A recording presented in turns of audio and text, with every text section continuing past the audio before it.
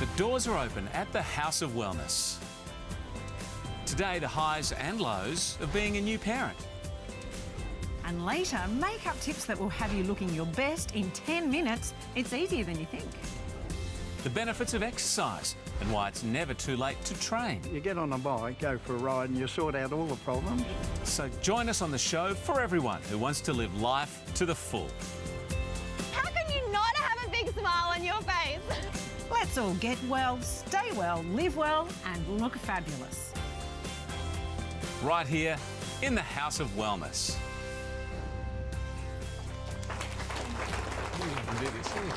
Hello everyone, welcome back to the House of Wellness and welcome back to one Joe Stanley. Hi there. Thank you very much. It's lovely to be here. Do you know, I saw a story coming up that you did, Ed. That kind of freaked me out. It's about you facing your fears. That spider on your arm. It's enormous. It was this big and I was so scared. What about the spider? Terrified. True.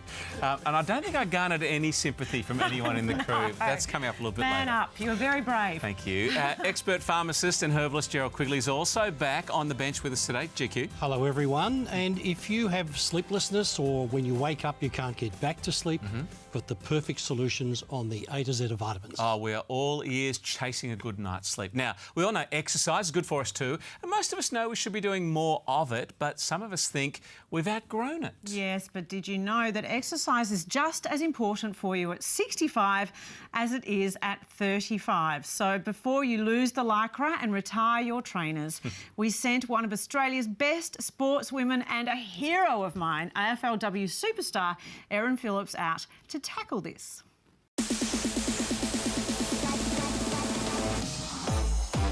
Age versus exercise. It's the ultimate irony, right? When we're young and exercise comes easy, we tend not to bother. But when we get older and keeping fit becomes really important, exercise can be really hard going. As an elite footballer, I work really hard and I spend a lot of time in places like this. At 32 years old, it's fair to say that I'm at the peak of my fitness and overall health. So what's going to happen to me after I'm done playing footy? I don't want to end up this chubby ex-athlete, but if I did, and the fact that I'm getting older, how hard is it going to be for me to get back into shape?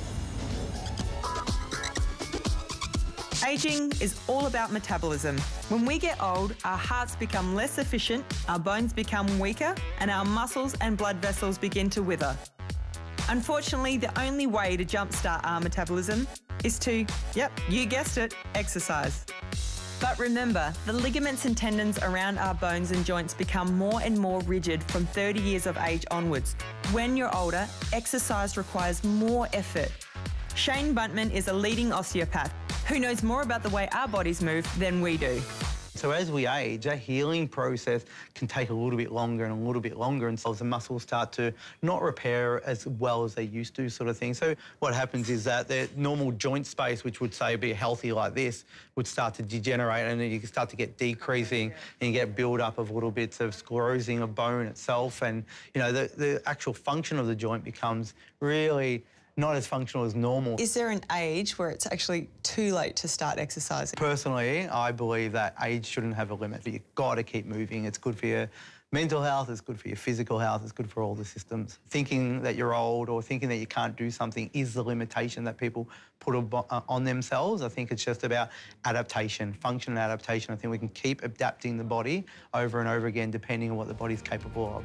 So according to Shane, the key to ageing gracefully is adapting the body to exercise it's capable of. And after walking and swimming, cycling is now the third most popular sport for over 55s in Australia due to its low impact on joints and bones. And these boys are living proof. You either use it or you lose it. This is Neil, 81, and as sprightly as they come. Peter clocks in at 71, and at just 68, Shane's the baby. 3 days a week, you'll find these lads out here tearing up the track. But it's not about adding years to their life, it's about adding life to their years. It's really impressive to see you all out here. How did you get into cycling? At 50, I was told by my doctor, because I've got slip disc, stop exercising and just be a gardener, which I did for 4 years. And people said, oh, Peter, get back on the bike. you're dying. I call it akin to meditation. You get on a bike, go for a ride, and you sort out all the problems. It's a good form of relaxation, just relaxing the mind. And just feeling fit and healthy, I think you feel better about yourself. You just, you know, I do when I'm fit and healthy, you feel better. And it means you do other things too. I mean, you go travelling and that, and you can sort of rough it and go bushwalking with my wife. You know, I'd have trouble carrying packs and things like that. If I wasn't fit and healthy, I couldn't do all those other things. When you get older, it's no secret that the key to your independence and how well you recover from illness is how strong your body and mind are. But when you consider that 9 out of 10 Australians over the age of 50 don't exercise enough to keep fit, then as a country we have a problem. But one person who has got the age versus exercise thing sussed is this lady. Janice Lorraine is 75 years young and an international bodybuilder. I saw this old woman. She got out of the car like this, and she was flesh hanging from her arms to bony, and couldn't walk unaided, and she was hanging onto her support. And I looked at her walking across. I thought, I don't want to be like that. So anyway, that's how it all started. Janice trains 3 days a week, getting up at 5 a.m, walking 8 Ks, then ripping into her routine of push-ups. She's won 7 world titles, including 2009 Ms. Olympia.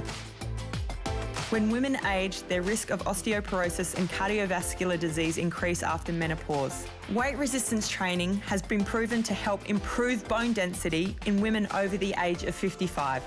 So what's your advice to somebody on the other side of 50 heading into retirement? You've got to be able to believe in the possibility that you can be excited about life, you can be strong, fit and in shape at an older age, that this is possible for you. If you don't exercise, even in all the will in the world, it's not going to happen for you. You must look after your body as well as your mind and to go forward. Weight resistance training will make you strong, I can guarantee that. Now, while Janice may be the extreme, I think there's something in this for all of us. No matter what age we are, we have to make exercise a part of our everyday. And remember, you're only as old as you feel. And it's great to have dual Olympian and Crows star from the AFL, Erin Phillips, with us. I like to imagine that you're my kid sister, being a Phillips. I've always been your big brother, so why not? Yeah, great. Hey, it's been a really exciting second season of the Women's AFL, hasn't it? Yeah, it's been unbelievable. I mean, I thought the first season was pretty amazing, but look, just so proud of my team and the efforts and the adversity that we've overcome personally. And yeah, an amazing second season. And I get goosebumps to think of what the future holds for the AFLW. Oh, it's super exciting, Erin. But I tell you what, I think Janice could get a game with those guns. She's amazing at 75. Yeah. Wasn't she amazing? I mean, obviously her physique was just incredible. And I just look at her and think, wow, there's some goals for when I'm her age, but just her mental health and how witty and funny, and you know, it was just unbelievable to see a lady like that, just incredibly healthy, and it just puts a lot of things into perspective. Saying, look, we're not too old to get out there and be like Janice. Absolutely. Oh, absolutely. I think we need to get rid of the stigma that as you age, you stop exercising. We shouldn't be fearful of exercise. No, and absolutely not. And look, Janice is the absolute pin-up girl for that. I mean, she's absolutely incredible, and it was an absolute pleasure to be around her and meet her and see what kind of exercises she does. It was just incredible. Great job, great story, Erin. Nice to have you with us aboard here on the House of Wellness. There are a couple of forces in the gym together, those two. Oh, my gosh, the guns on them. Phillipses, supreme physical beings. Yeah, really? Now, don't forget, you can look us up here at the House of Wellness. Our website is the portal to plenty of health stories, recipes, our radio show magazines, houseofwellness.com.au. Or you can call us on 1800 469 788. And you can more than just like us on Facebook. We want to be firm friends. There's lots of great information on our page as well. Now, coming up on our House Heroes, the story of a young man in his prime. He was, in fact, on a trip of a lifetime when tragedy struck. Waves smashed him onto a reef, he broke his back and contracted coral poisoning. It all meant he should never be able to walk again, but he did more than that, and this will inspire you. Coming up, we look into the baby blues, why you get them and why you'll be okay. And later, fitness tracker versus fitness buddy. What works best? We'll find out. Stay with us. It's all here on the House of Wellness.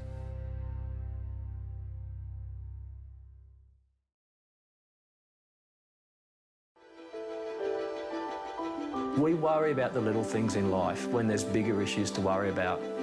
I think sharing my story, it kind of puts perspective on life.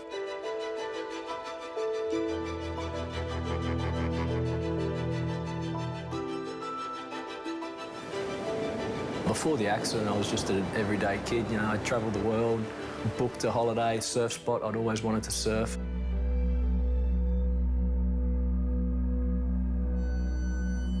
You know, I broke my back, my coccyx, my pelvis. I got necrotising fasciitis. It's serious, it kills most people. Normally they cut your arms, your legs off. There was 34 operations, 2 strokes. I had a kidney transplant from my amazing mum. That's not very happy, huh? But probably the hardest part through all of that was, I guess, the mental challenges. The doctors told me I'd potentially never walk again, and 6 weeks later I was so determined. I got out of my bed and I just literally stood there, and that for me was a huge milestone. Oh. Oh, no way. And I think that's the real underlying issue is challenging life and pushing yourself. And when you start pushing yourself, you actually realise what you're capable of achieving. And our bodies are capable of achieving amazing things. As a sick kid, to get love and support from not only my family, my close friends, my bigger group of friends, but the whole entire world. Mick Fanning got on board, Kelly Slater, you know, everyone got involved in their own special way, and it was incredible, and it certainly inspired me to keep moving. Now I got to live life now, and I get to surf and run and enjoy myself, and, you know, I'm back working. I've looked at the hurdles and challenges I've faced, you know, and it helps me in those tough times. And I guess that's why I share my story. Oh, wow, that really is another inspiring house hero. Ben really is a medical miracle, as we saw. Incredible to think he survived at all in the first place and that he was able to walk again. But now he's surfing and running. We saw him working as an engineer. He's a motivational speaker as well. And it goes to show what belief does, because he believed, he was surrounded by friends and family who believed, and his medical staff as well. Just an incredible story. Yeah, yeah. Now, of course, life is full of challenges, and they're not always caused by tragedies like the one that struck Ben down. No, there are challenges like taking on a new job or surviving school and university, buying a house, and one that you and I know really well, Ed, starting a family. Yeah. I mean, not us together, that's weird. I get you, yeah. But as a mum or dad, those first few months with your newborn can be some of the most difficult times of your life. Not only are you adjusting to your new role as a parent, but you're also sleep deprived and emotional. So here to help us through, please welcome social scientist Dr. Ellie Walker. Hello, Ellie. Hi, how are you? Speak from the heart on this one. Your second little boy, Theo, didn't sleep through the night until I think he was 2, and that's only a few months ago. Yeah, so you see my smile go from here to here. Hooray for you. What is life like having slept through the night? Well, I'd like to report on that, but my 5-year-old is deciding to come in while he's transitioning to school, so our sleep is still interrupted, as a lot of parents will relate. But what I wanted to talk about, I think, is really important for all parents, because we're given this ideal of parenthood. And I think what we need to talk about is that on one side we have parental joy, and on the other side we have postnatal depression. And for most of us, we're somewhere in the middle. And I found, particularly after the birth of my first child, I was judging myself for not feeling more of the parental joy. And it took about 3 to 6 months for some of that joy to kick in once I'd gotten over the shock of the huge adjustment that a baby brings. Like, there are few experiences in life that will change you fundamentally forever. And not only change you, they'll change you while you are totally sleep deprived.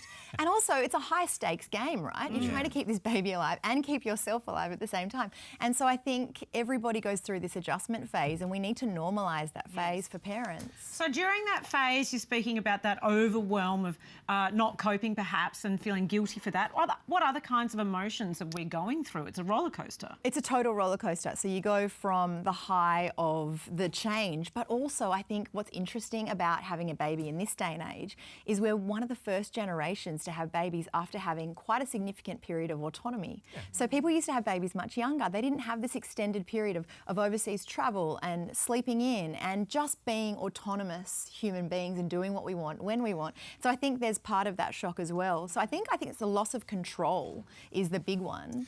I still remember driving home from the hospital with the baby in the basket, looking over my shoulder, thinking someone's going to come and stop me and say, you're not qualified for this. What preparations can first-time parents make? Well, I used to think of it with my first baby, after I'd had a first baby. It's so funny that we get there and we say, okay, I'm buying the cot and I'm buying the pram, and we think we're prepared. It's almost like buying a snorkel and some flippers and being prepared for a tsunami, like saying that, I'm ready.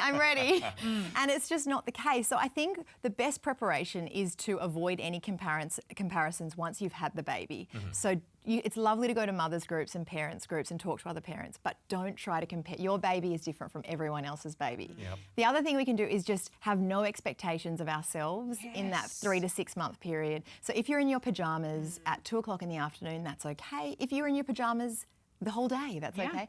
And if your house isn't clean, that's fine too. So just be in survival mode for that 3 to 6 months and know that after three to 6 months, it will get better. Vital. We're all just doing our best. You've just got to remind yourself, I'm doing okay. I'm doing okay. No comparisons, have no expectations. That's a great place to be in. And love yourself and your partner. And thankfully, our babies are made cute. Keep loving your baby as well.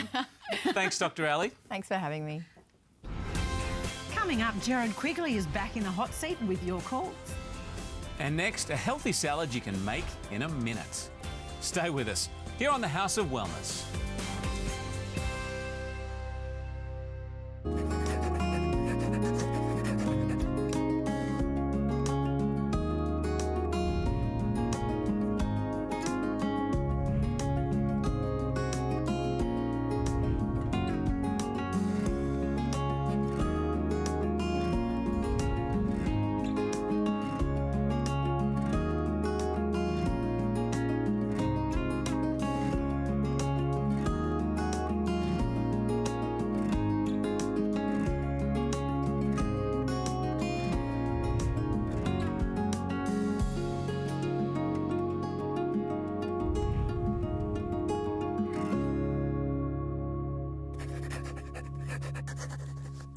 Oh, yum. Another great recipe from our nutritious to delicious queen. Thanks so much to Zoe Bingley-Pullen. Oh, I love asparagus because you can blanch it in boiling water, you can steam it all. I like doing it on the barbie. Do you? Bit of a char-grilled asparagus, delicious. There we go.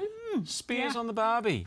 Alrighty, now it is that time again. Gerald Quigley's here to take your calls. We've also grabbed Dr. Ellie Walker from a little earlier on to give some advice as well. Let's jump into the first one. It's an email from Angie in Gilmore in New South Wales, who writes, a couple of weeks ago I had my gallbladder removed because of stones. I've recovered well, but would I benefit from additional nutrients to maintain optimal health of my liver and kidneys and overall well-being? And remind us what a gallbladder actually does. Gallbladder is a sac holding bile. Bile is produced by the liver. It's stored there and it's secreted when you're digesting fat, especially. And it can cause a problem because little stones can form, and that's obviously what's happened. So the nutrient of choice is lecithin, and having smaller meals so you don't put your liver under so much pressure to try and keep up with the digestive process. Okay. So lecithin is ideal. All right, there we go. To our calls, 1800 469 788, by the way. This is Kim on the line in Bathurst. How can we help you out? My son suffers from depression and anxiety. Is there a probiotic that would help? Yeah, really pressing issue. Yes, it is. And look, there's no simple answer to this, and it'll be terrific to have a chat to Ellie. The probiotic is lactobacillus. There's been some work done showing it does help mental function, but with children, it's so complex, Ellie, isn't it? Yeah, I would say do a full assessment and to see a professional, obviously. But we now know that there is a link between gut health and mental health, and so it's really interesting to look into those avenues, but also lifestyle factors. Sure. So looking into diet and sleep, we didn't know this 10 years ago, that what we were eating and how we were sleeping was having a huge impact on our mental health.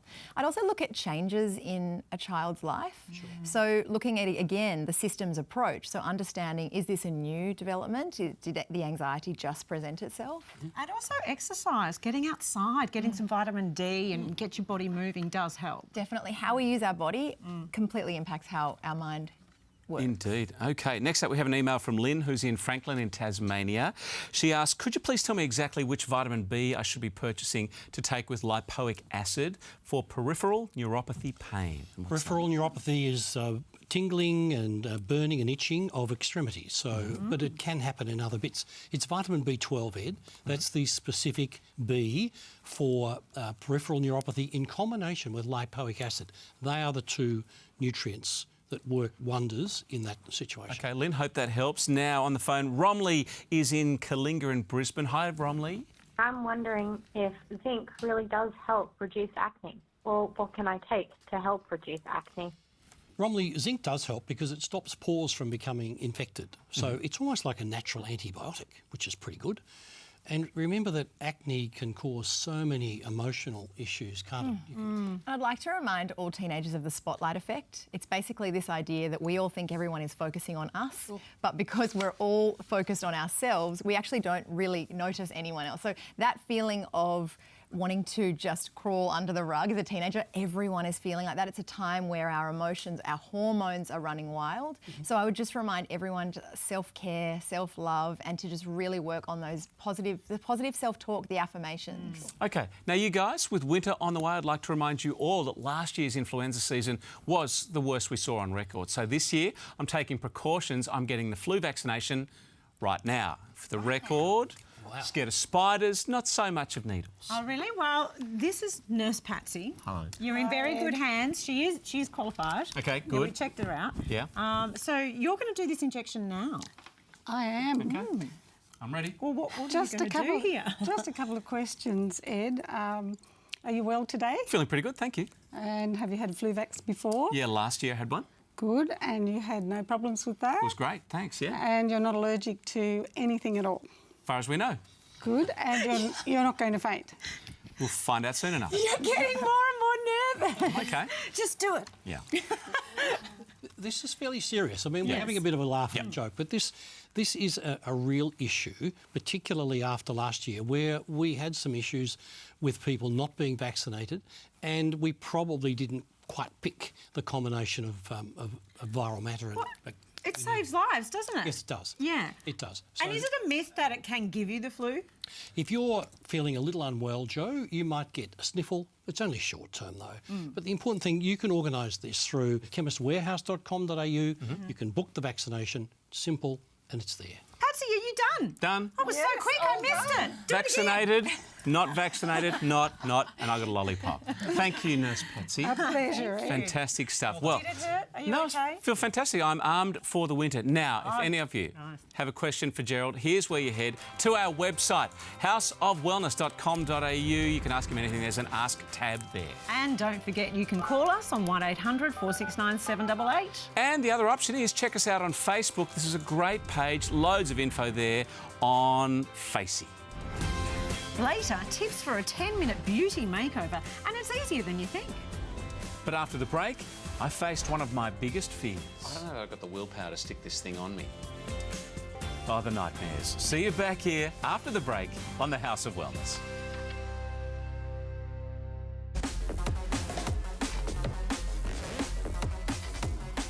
Fear. It's an ever-present force in our lives, and that's a good thing.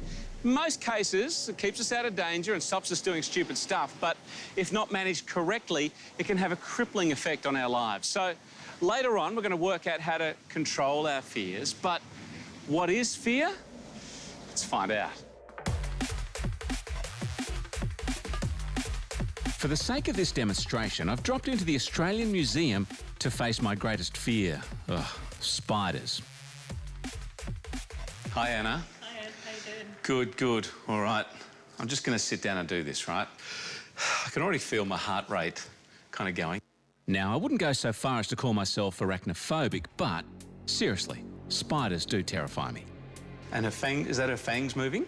No, those are, oh yeah, they're her fangs, yeah. So she ate not long ago. Huntsmen are pretty fast, aren't they? Don't put her on my leg, let's put her on my arm. Just give me a second. Yeah. She's cleaning her fangs She's after having a bit eating. of a wash. I don't know that I've got the willpower to stick this thing on me. You've had this thing on your head, haven't you? Oh yeah, she's my fascinator. Fear is the most powerful emotion. The human body reacts instantly.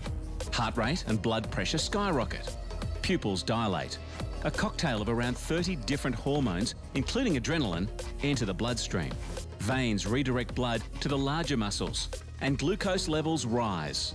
You're primed for flight or fight. Just freaking out now. Are we good? Are we good?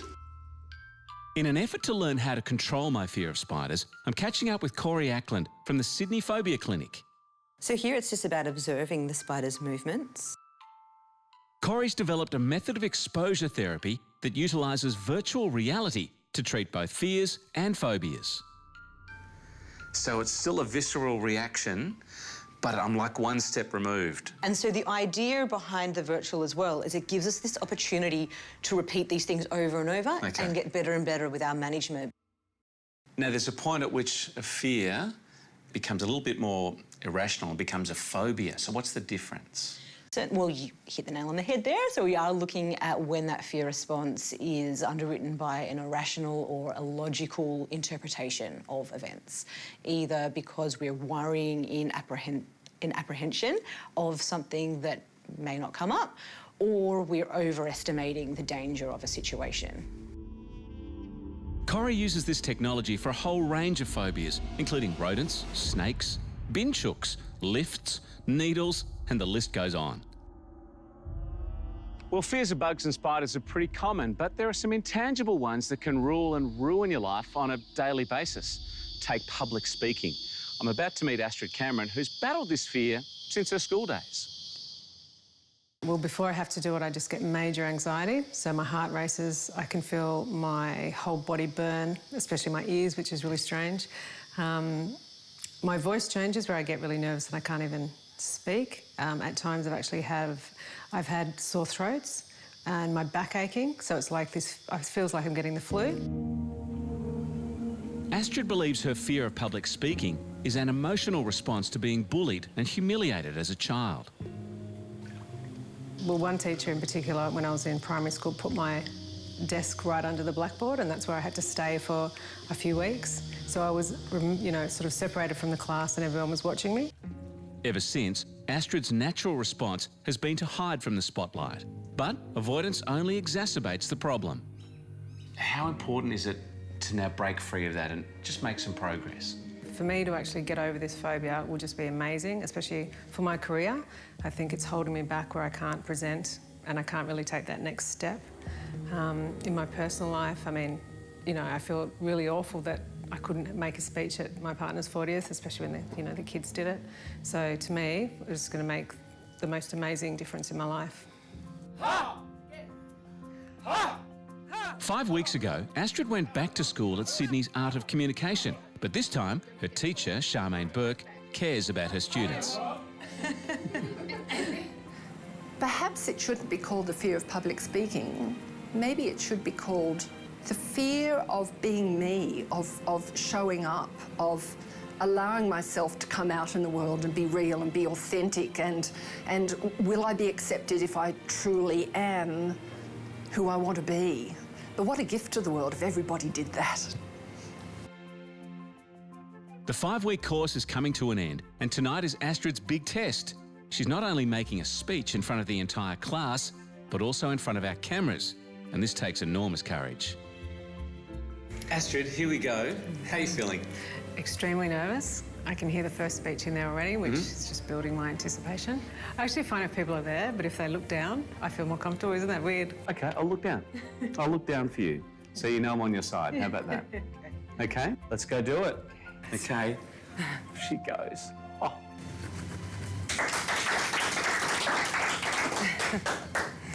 Thank you.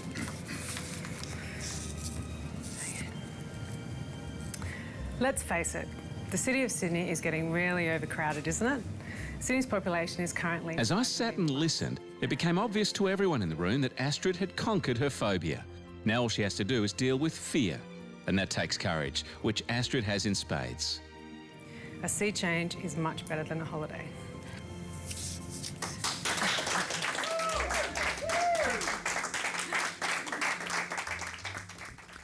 Ed, you are so brave. Thank you. What is it like to have a giant huntsman crawl up your arm? It was a Venezuelan attack spider. Was it? Record. No, it's a huntsman. But it's, you know what? They made me try and throw it from the box onto my arm, which was so hard to do because they're heavy. Are they? Yeah, and as the handler explained there, they want to go somewhere dark and scurry out of sight, like my black shirt. It wanted to go into my ear. So that wasn't fun. The things I do for you. Yeah, I know. Do you feel like you've overcome a fear doing that? A little. I mean, a fear comes from a trauma quite often to start with, and I don't recall being traumatised by spiders, but I don't really love them. So I just hopefully don't have to do that again. No. I like them. Astrid was amazing, though. What a turnaround for her. Yeah, I mean, that was great. And her motivation was her partner had a birthday a little while ago, and he gave a speech, and her 10-year-old son gave a speech, and she was feeling a bit too scared to do it. So she's overcome that. So really proud moment for her. Good I love it. It's great. So no more of those, please? No. Well, you've had a needle. You've had a spider on you. What's next? Well, you know, it's a great feeling when you feel like you can move on with your life. I feel like a whole new person. Oh, do you? Well, you know what would make me feel like a whole new person? Perfecting the 10-minute beauty makeover. Fixing your face faster than it takes to order your morning coffee. Well, that sounds impossible to me, but our beauty guru, Fernando Barraza, says it is possible. Hello, Fernando. Hey, Fernando. How are we? Oh, Doll, you haven't seen me in the morning. You don't know how much work it takes. It doesn't just happen, trust me. I think we can probably do it under 10 minutes, to be honest. Under 10 minutes. I'll take notes. Well, we are all time poor in the morning trying to get out the door, so I love hearing this.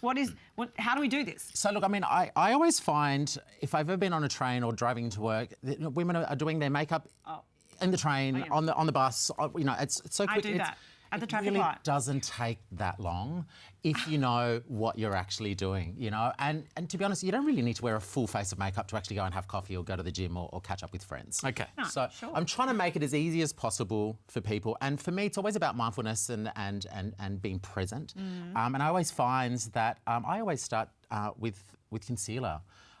You know, concealer is one of the best products. You know, it covers up blemishes. You can sometimes actually just add a little bit of concealer without even foundation or a tinted moisturiser. So I don't need foundation. I could just do concealer. You can just do concealer on certain spots. You know, I always say you need to know what your skin type is like. You know, if you're like myself, I love to go to the beach during summer. Your skin conditions always change, so you sometimes go up or down sort of a couple of shades. So it's always good to know what colour foundation you want. Okay, how long do we spend on that first step, as you mentioned? A couple of minutes. Couple of minutes, Concealer, literally just dab wherever you've got. If you've got a pimple, if you've got a spot, you can actually just dab it on. Okay. So you've got the clock running here. Yes, okay. exactly. 2 minutes. 10 minutes, Fernando, that is the challenge. 10. So then, look, I always find brushes are really important, especially with foundation. So you can actually just dab a little bit of foundation around and then just use brushes. There's nothing worse than using your hands. I mean, God knows what's on them, you know, unless you sanitise. It's always better to actually just use some brushes for it. On this face here, yes, right. And then do I bother with eyeshadow? No. Not at all. I always find brows actually shape your whole face. You've got great brows, and I love using a matte powder, which you can see just here. But again, if you don't have money to actually go and buy a little brow kit, you can actually just use one of your old brown eyeshadows. Okay. Oh, okay. So how long's that? So brows, again, it should literally take a minute or two. You know, make sure you have an angled brush though. It's going to change the way you actually apply it. You know, if you try an eyeshadow brush or any other brush, you're just not going to get right in there, and then you brush it straight out, and you can get those really nice, beautiful brows. All right, what's next? So then I always say mascara, right? You know, that is a must. It is a must. Yes. And again, you can always use an old mascara wand for your brows if you want as well, or keep an old one to then just. I don't know. About toothbrush. I've never really used a toothbrush. I've seen someone do it. No. But use the mascara wand. Everyone has different techniques in applying it, but you know it's pretty straightforward. Sort of just scroll it through and then brush back, and then with an older mascara wand, if you want, just brush it through so you can actually separate them so they don't all clump up together. We don't want clumps. Okay, so a couple more minutes. Yes. Yep. And then basically we end up with lipstick. Lippy? You know, so again, if you're in rush, you can actually use lipstick as a blush as well. So What? Clever. do your lips with your lipstick. Here we go. Add a bit onto the palm of your hand. Yes. And then just rub it and dab it on. Oh, right. I don't go like this. No. I hope not. I hope not. I don't think that'd be a good look at all. All up, about 10 minutes. Let's recap, right? Yes. So know your skin before you choose your foundation. That's really important. Absolutely. Frame your brows. Brows are important for your face, so you don't need the full eye makeup. Absolutely. And then double dip, use your lippy. and also use it as your blusher. About double dip, but yes, I'll take that one. You know. Great. Too easy. So Glam. much Quick and time easy. for the rest of your morning. Exactly. Glamorous in 10 minutes or less. Thank you so much, You're Fernando. welcome. Always a pleasure. Now, don't forget, Sunday mornings you can also catch me along with the team. Gerald's there too on the House of Wellness radio show. We beam right around the country into 2GB Sydney, 3AW Melbourne, 4BC in Brisbane. And 5AA in Adelaide. Don't forget 6PR Perth as well. Loads of great information coming your way on the radio. Now, should also mention our autumn edition of the House of Wellness magazine will be out this weekend. There's the lovely Silvana Philippoussis on the cover. She'll talk about motherhood, her husband, tennis ace Mark, and why her role as ambassador for My Organics is a natural fit for her. Oh, there's pages of great stuff, tips and advice on health and beauty for you, and it's a fantastic read. Sure is, and it's available in Chemist Warehouse stores and as a gift with purchase of News Corp publications through newsagents Australia-wide. Still more to come. If you're suffering sleepless nights, the A to Z of vitamins will help you get your Zs back. But up next, the latest in the digital world of tracking your fitness. Stay with us. We are the House of Wellness.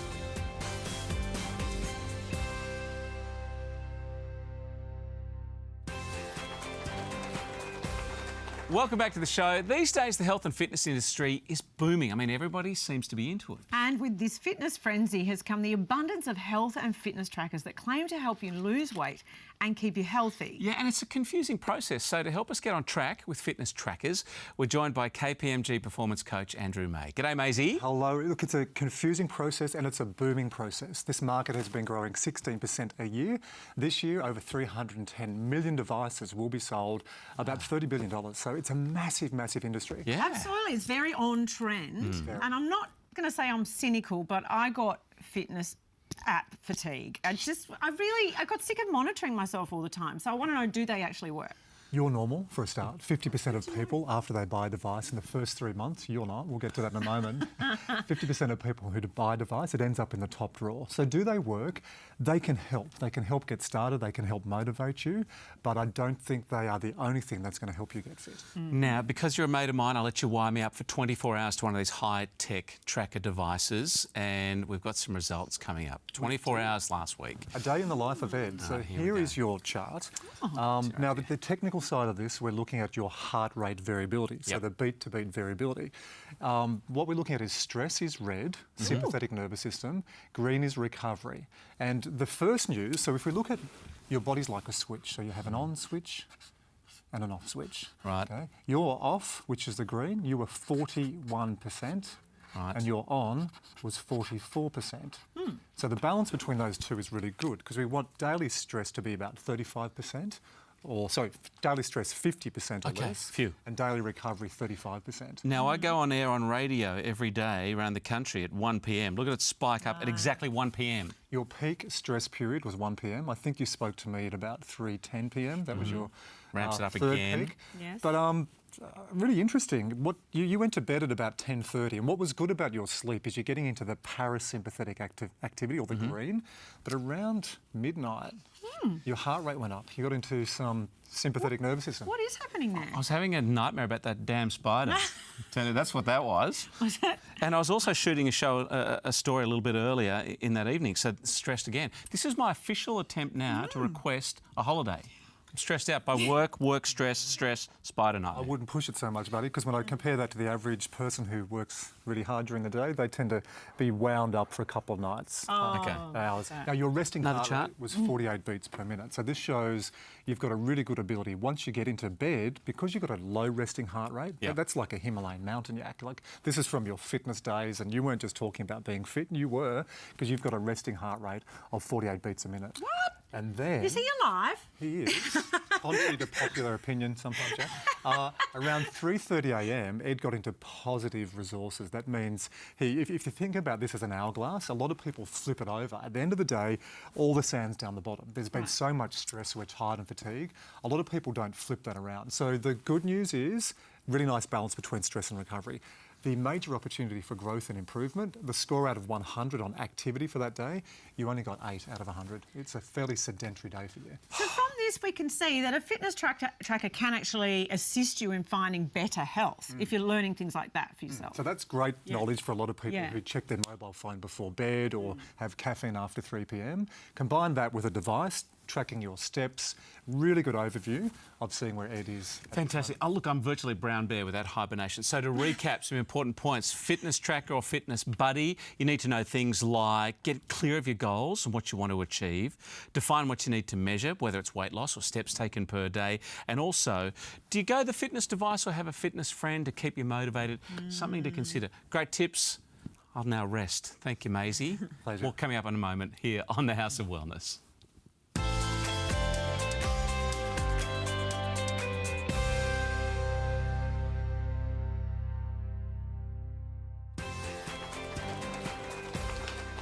Welcome back to the show, A to Z of Vitamins time, and it's nice to have Gerald back to answer some questions as well. You mentioned you might be able to help us out with our sleep this week. People get, into a rut. There's meant to be waves of sleep, but sometimes it's interrupted. We can't fall back to sleep. Oh, it's a chronic problem, I think, for everyone. We're all tired. And it's been a hot summer right across the country. So, look, sleep hygiene is important. You go to bed at the same time, if you can, every night. No television screens in the bedroom, Joe. Okay, it's my husband. Yes, but that's in there because it's blue light. And it's saying to your brain, hello. So herbal combinations to help you get to sleep, and especially those containing other herbs to get you back to sleep if you wake up to go to the bathroom or if your television comes on and suddenly So the combination of the two is very important. And there are lots of good food, things like hummus, green leafy vegetables, some cheese, those sorts of things before you go to bed help you. But it's the habit that's very important. Melatonin? Yes. Is that a help? Does that work? Melatonin works well on long leg flights or where you might work night shift because it helps re-establish daytime and nighttime.